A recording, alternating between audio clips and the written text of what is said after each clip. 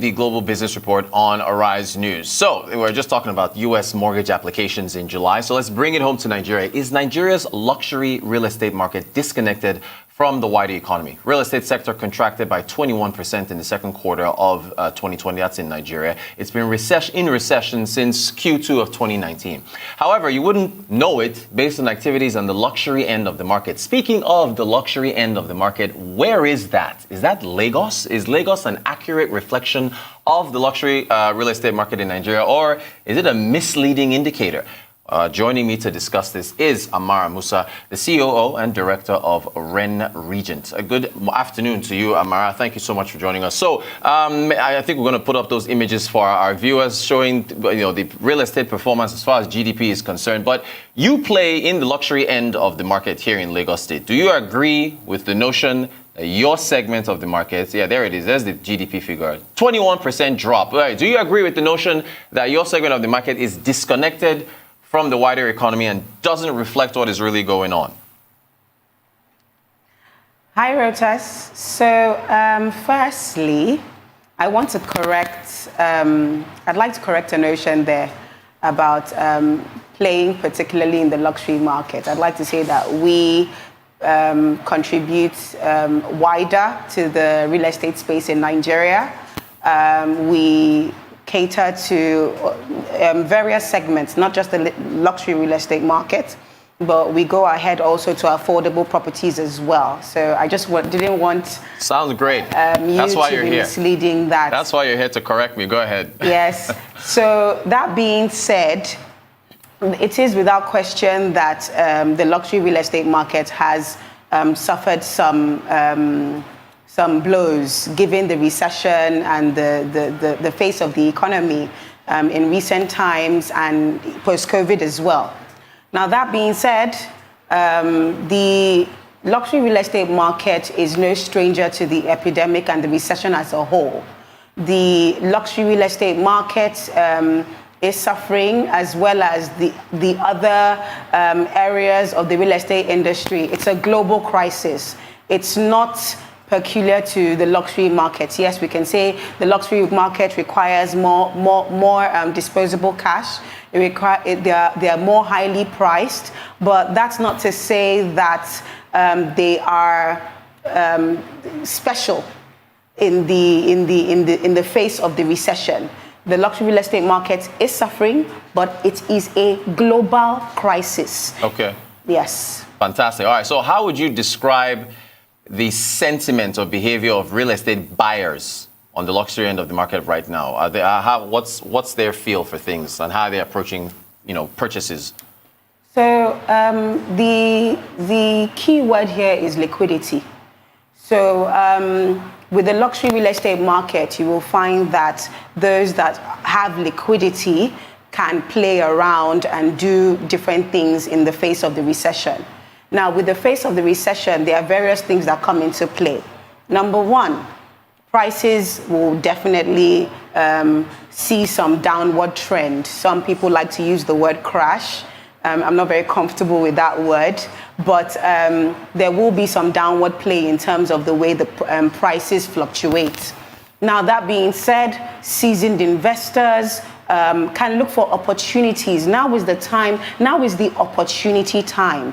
So you find seasoned investors looking for opportunities, looking for deals, that they like to call it deals. So you also find seasoned investors trying to be playful and creative with what they would do in this space.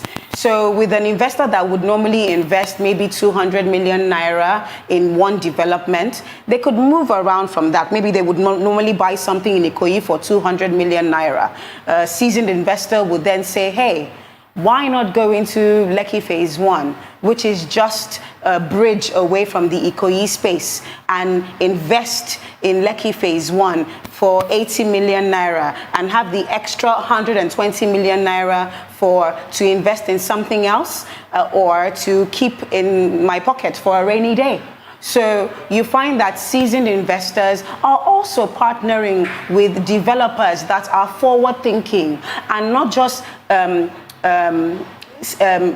zoning into just building only luxury developments, but you find that seasoned developers are creating developments that are multifunctional, that cater to the high-end markets and also cater to the middle class, but have done it in such a way that they can optimize their land space, but not take away from the feel of the luxury market. So you're seeing a lot of flexibility, you're seeing a lot of innovation, you're seeing a lot of creativity. And I think whenever a space is turning, that's what you want to see from both investors and players in the real estate market. Great. Okay, thank you. So lots of portfolio rebalancing and creative stuff. I'm glad you mentioned Ikoyi and Lekki Phase 1. Ikoyi is, I guess, arguably one of the most expensive properties in all of Africa. Arguably. There's a saying that goes, Lagos is not Nigeria. It's meant to suggest that one shouldn't use conditions in Lagos State to describe what's happening across the country. Is this true as well for luxury real estate sector? I mean, the luxury real estate sector is a very small segment of the real estate market in its entirety. But one thing is for sure.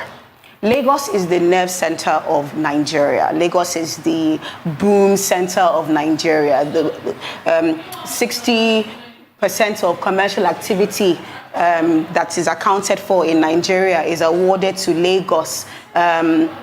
And also developments as well.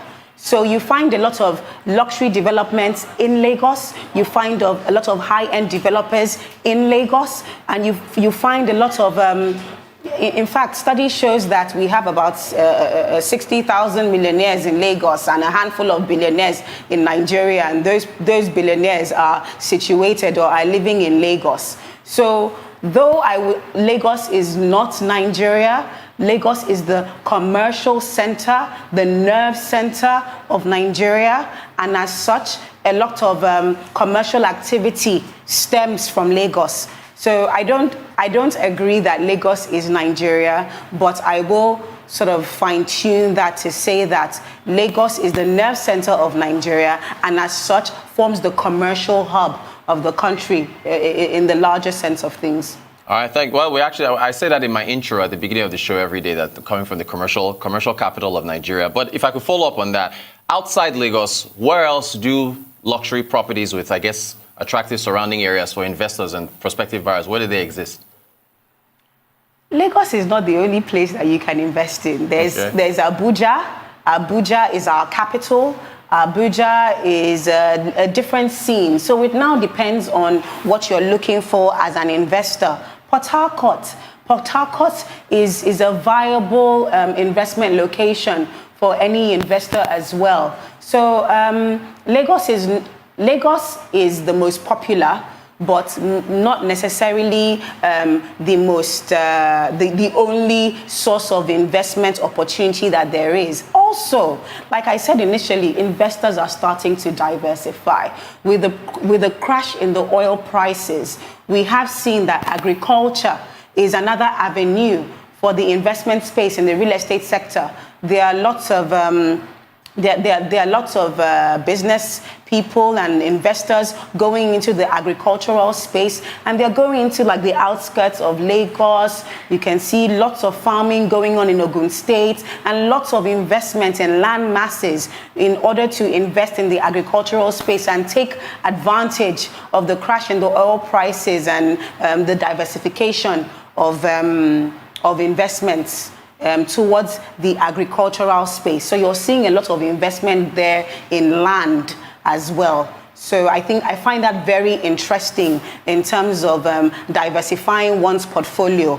You know, it's not just building, it's not just about flats, it's not just about luxury spaces, it's about return on investment. So if it makes sense to diversify and go into the agricultural space and invest in land and feed the nation, why not? Okay, all right, fantastic. So you've preempted my next question, which was, and I'm not sure if non-luxury end of the market is the correct term, but I was going to ask if developers are shying away from that area. So I guess the answer is no. They're diversifying, and that's the non-luxury is also part of what's happening right now. I mean, agriculture, my point of agriculture is very different from the development space. Okay. So we're not going to say non-luxury, we're going to say affordable. All right, affordable. Okay, great. Good. So what are they shying away from that, or is that still a focus area? So everything comes down to the goal. We see it's all about the goal of the developer. So if the developer, a lot of people come into the industry going with trends as opposed to creating opportunities. That's really what we want to see developers do. We want them to create opportunities and not just follow trends because one person built 10 blocks of flats. It means I have to build 10 blocks of flats. No. The question should be, what does this area need? What can I bring that will create value for the economy such that my offering stands out from my next door neighbors? And I don't think developers are shying away from it. I actually feel that a lot of developers are just following trends. So for developers of today's age, what we are looking for is diversification. What we are looking for is intuition as well.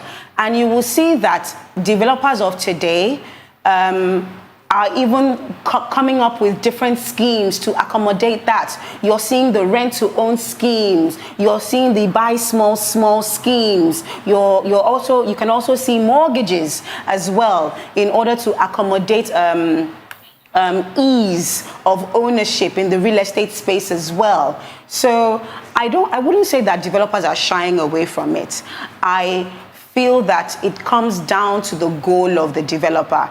If a developer comes in as a trendsetter, if a developer comes in as one who provides opportunity in the real estate space, then I see those developers doing things and making provisions in line with the face of the economy and what the economy presents itself with.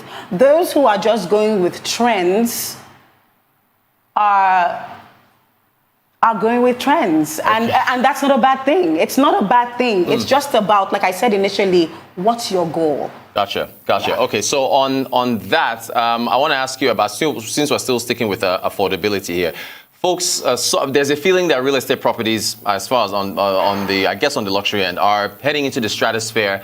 More people are getting priced out. Is that accurate? You did mention prices were probably heading downwards, but is that an accurate sentiment? Okay, so now the demand and supply of the real estate industry is somewhat inelastic in that though the recession is going on, though the face of the economy is not as prosperous as some people would like it to be, the prices are not, it's not like the supermarket. It's not, oh, there's a recession, 50% off the top range. It doesn't work that way. The prices don't just automatically drop. And that's why people invest in the real estate market, because it's real estate is such a strong asset. And so the prices don't just quickly react to the face of things in the economy. It takes time. So that being said, I mean, you can just take a drive through Lagos and you do see a lot of to let signs and for sale signs. It's not just a function of demand. It's also a function of developers and builders and owners of properties pricing in accordance to reality. I like to say. That's accurate. Yeah. So when you find that, especially now in this recession, where you find that Amara, we've actually run out of time. We have to bring you back to extend the conversation. Amara Musa, COO and Director of REN Region. Thank you so much for your insights on the real estate sector. Also had a good time here too. Thank you so much, Amara.